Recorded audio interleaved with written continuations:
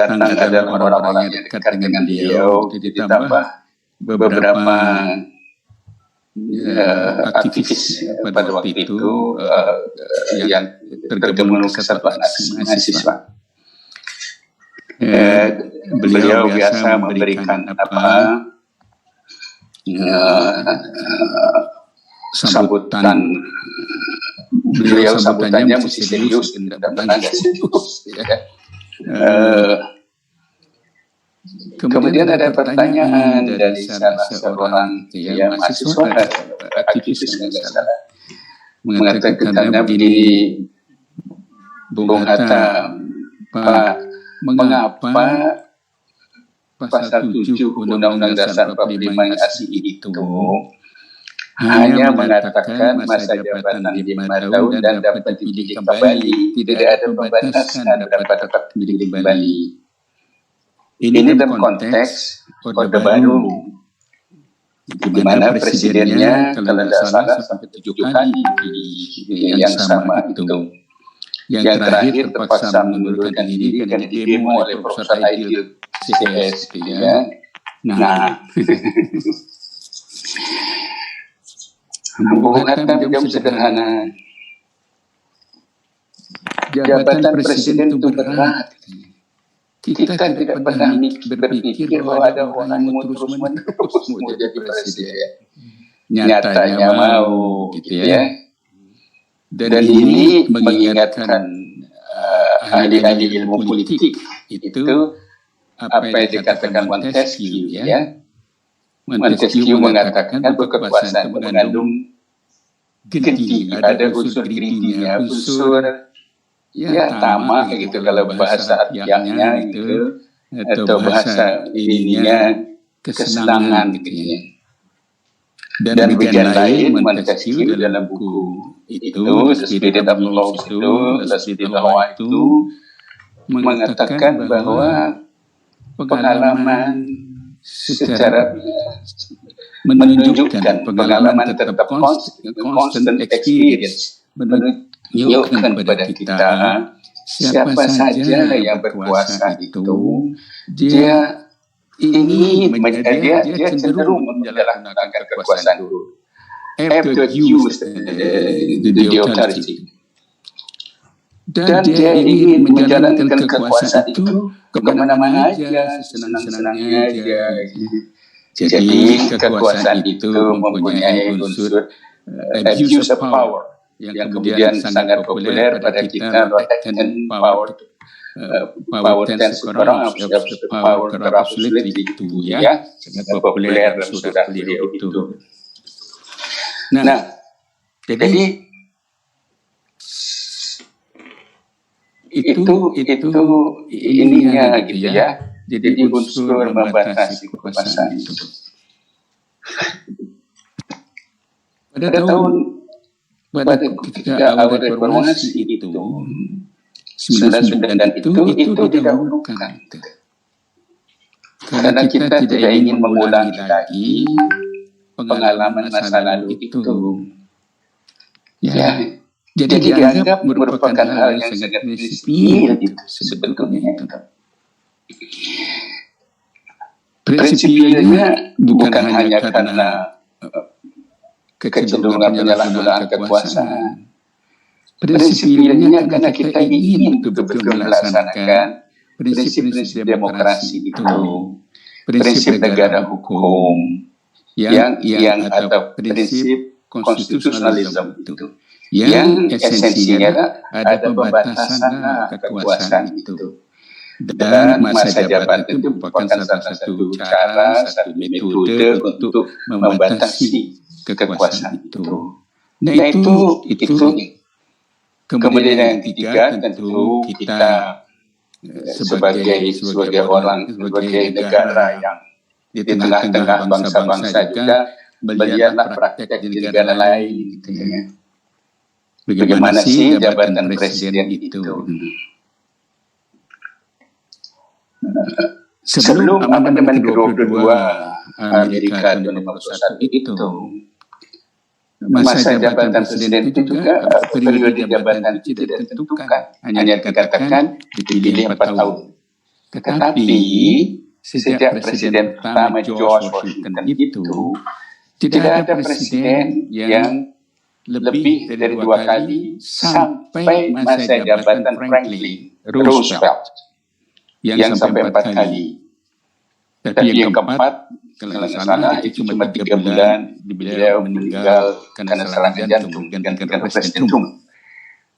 Karena itu pada tahun 47 Kongres Amerika mulai berinisiatif untuk mengadakan amandemen yang kemudian ke-22 itu menjadi 2 kali saja.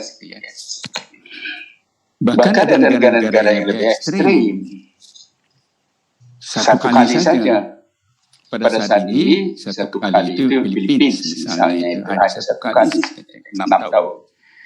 Jauh sebelum itu, masih tahun 17, konstitusi tahun 17 itu Meksiko 1 kali 7 tahun. Saya tidak tahu sekarang.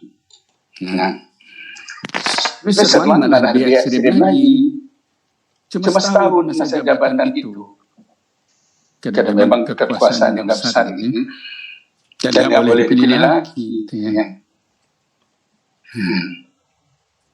Perancis sampai hari ini itu Undang-Undang Dasar hanya mengatakan masa jabatannya. Mula-mula masa jabatan itu 7 tahun.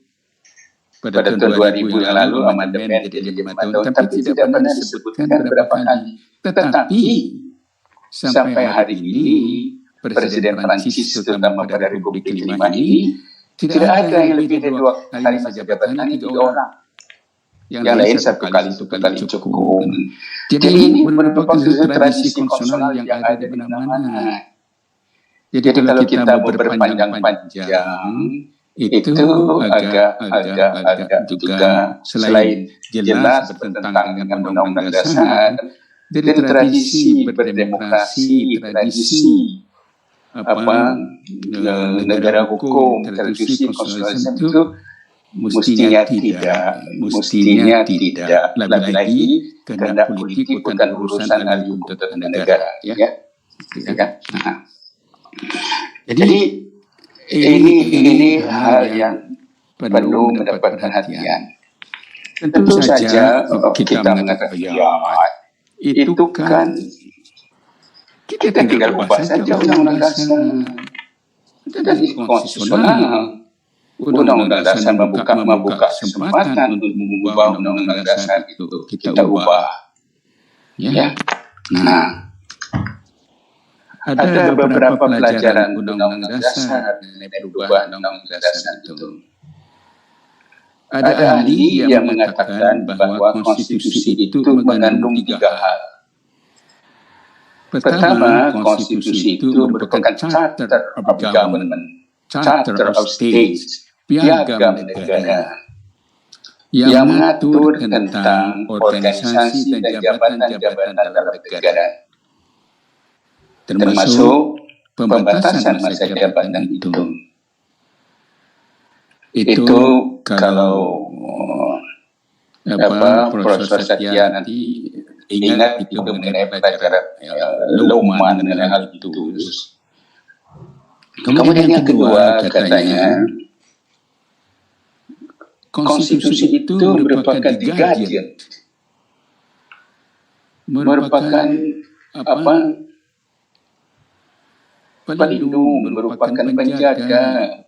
Apa yang maksud the guardian ini? Orang yang berbisnis adalah guardian untuk guardian for the constitutional rights, untuk hak konstitusional rakyat.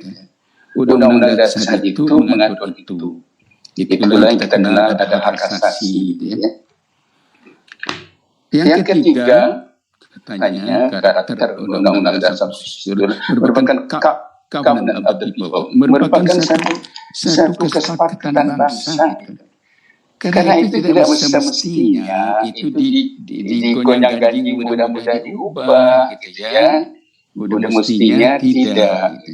Nah, ada seorang yang kemudian jadi presiden Amerika namanya Madison.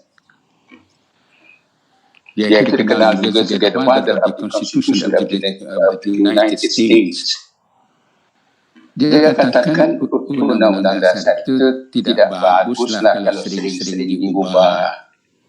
Kalau sering-sering diubah, kata Mason, itu akan mendorong timbulnya faksionisme. Faksionisme itu akhirnya pada perpecahan-perpecahan. Yang kedua, katanya itu tidak baik untuk demokrasi. Karena demokrasi itu antara lain mencerminkan berbagai perbedaan, artinya memberi peluang perbedaan dan memang kenyataan perbedaan itu. Karena itu membutuhkan satu proses yang peaceful yang berkelanjutan. Jadi kalau diubah terus, maka itu akan memperlemah hal itu. Dan tergantung pada kita, apakah kita memperlakukan Undang-Undang Dasar itu sebagai charter, sebagai guardian atau covenant, atau sebagai satu basis untuk memelihara demokrasi itu. Ya. Nah, ini barangkali perlu dipertimbangkan, ya. Kemudian yang keempat, yang ketiga, saya ini agak berpikir praktis mengenai kekinian. Dalam situasi seperti sekarang di tanah air kita, begini banyak masalah yang begitu besar dihadapi oleh publik, dihadapi oleh rakyat, dihadapi pemerintah. Mulai dari pandemi dan bermacam-macam persoalan, soal ekonomi yang begini berat dan sebagainya. Kita membutuhkan memelihara satu situasi yang peaceful. Jangan sampai rakyat bertanya-tanya maunya apa sih pemimpin ini. Apalagi kalau nanti mahasiswa mulai bertanya mau apa sih pemimpin ini. Saya kira tolonglah ada kearifan hal-hal seperti itu menghadapi situasi seperti ini. Mungkin saya tidak betul ngerti soal ini. Jadi hal itu yang ingin saya ingatkan. Terakhir yang saya ingin ingatkan begini. Bagaimana sikap kita sebagai cendekiawan, sebagai insan akademis lah, itu yang istilah konstitusionalnya itu prosa ideal, insan akademis yang berlapaskan Islam. Saya ingin mengingatkan ada satu ungkapan dari seorang hakim agung Amerika. Namanya Oliver Wendell Holmes. Dia menjadi hakim agung selama 30 tahun. Antara 1902 sampai 1932. Wendell Holmes mengatakan begini dalam satu perkara, dia dissenting dalam perkara ini yang berkaitan dengan freedom of thought, kebebasan berpendapat. Dia katakan begini, bukanlah kebebasan berpendapat kalau pengertian kebebasan itu hanya terhadap orang-orang yang setuju dengan pendapat kita. Jadi orang itu bebas sepanjang yang diomongkannya aku dengan pendapat kita. Freedom of thought itu atau ada kebebasan berpikir itu, kebebasan berpendapat itu ada katanya kalau kita membiarkan pendapat orang yang kita benci. Ya. Sampai begitu ya. Itu baru namanya membiarkan pendapat orang yang kita benci, itu baru. Nah, kita juga begitu ya. Bolehlah orang berpendapat, istilah saya dalam tulisan saya ini mendengung-dengungkan hal ini, nggak apa-apa. Tapi tolonglah, kita mempunyai undang-undang dasar, kita mempunyai prinsip-prinsip asas sendi-sendi ketatanegaraan, kita mempunyai model-model peradaban yang sudah berjalan dengan baik. Ya. Kita juga menghadapi kenyataan yang baru ini, keadaan yang sedang kita hadapi ini. Ya. Tentu saja, saudara-saudara, yang tergantung di mana kita menempatkan undang-undang dasar. Diajarkan juga pada kita bahwa ada kalanya undang-undang dasar itu hanya sekedar alat saja, gitu ya. Kita pakai pada waktu itu sesuai dengan interest kita, kita pakai pada waktu itu interest kita. Kita ingat Undang-Undang Dasar Stalin tahun 36. Undang-Undang Dasar Stalin itu sangat bagus, gitu ya. Isinya lengkap, ada hak asasi segala macam. Dia buat, Stalin buat. Tapi pemerintahannya tidak ada urusan dengan undang-undang dasar itu sama sekali. Bahkan ada satu buku yang menulis, saya lupa lagi, orang yang mati di zaman Stalin itu hampir sama banyaknya dengan jumlah orang yang mati di tangan Hitler. Gambarannya kekejam itu. Penutup, Profesor Aidil, dalam kaitan dengan gagasan itu, saya senang mendengar komentar Presiden yang mengatakan saya tidak berminat urusan itu atau apalah, atau bahasanya yang mengatakan bahwa tidak tertarik soal itu. Tapi alangkah baiknya ya, kalau Presiden lebih tegas, karena dia menyangkut beliau. Sebab yang sudah menjabat 2 kali pada saat ini kan beliau, bukan orang lain. Ya. Jadi mestinya yang dimaksudkan 3 kali itu adalah ditujukan kepada beliau. Alangkah hebatnya, alangkah monumentalnya kalau beliau mengatakan bahwa tidak boleh ada 3 kali itu, 2 kali cukup. Tidak boleh ada pemikiran untuk mengubah undang-undang dasar. Seandainya itu sejarah akan mencatat, seperti juga sejarah mencatat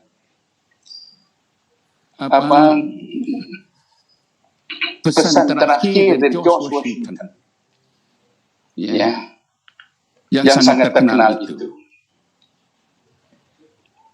yang disampaikan secara tertulis dan dimuat oleh berbagai surat kabar pada waktu itu, pada 1798 itu dimuat dan sampai sekarang masih dapat dibaca, di mana beliau mengatakan sudah 2 kali, ya, saya tidak akan ini lagi.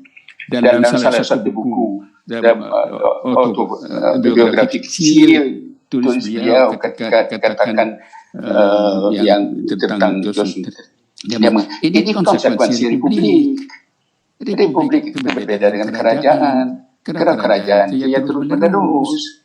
Ya, tapi kalau republik itu mesti ada batasnya. Ya.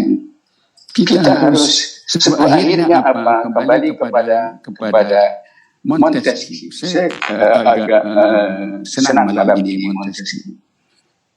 Montesquieu mengatakan bahwa demokrasi itu selamat kalau ada veto. Ya, ada kebajikan. Saya dalam tulisan saya katakan kalau ada ketulusan. Jadi kita ini butuh ketulusan.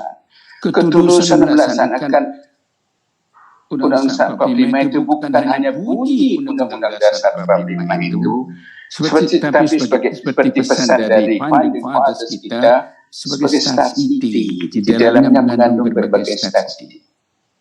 Itulah saja Profesor Aidil dan semua teman-teman para cendekiawan, HMI dan lain-lain yang ikut dalam diskusi kita ini. Itu catatan kecil. Seperti tadi saya katakan, urusan ini akan sangat ditentukan oleh sikap para ahli ilmu politik, para pengamat politik dan pemerintah. Terima kasih. Wassalamualaikum warahmatullahi wabarakatuh.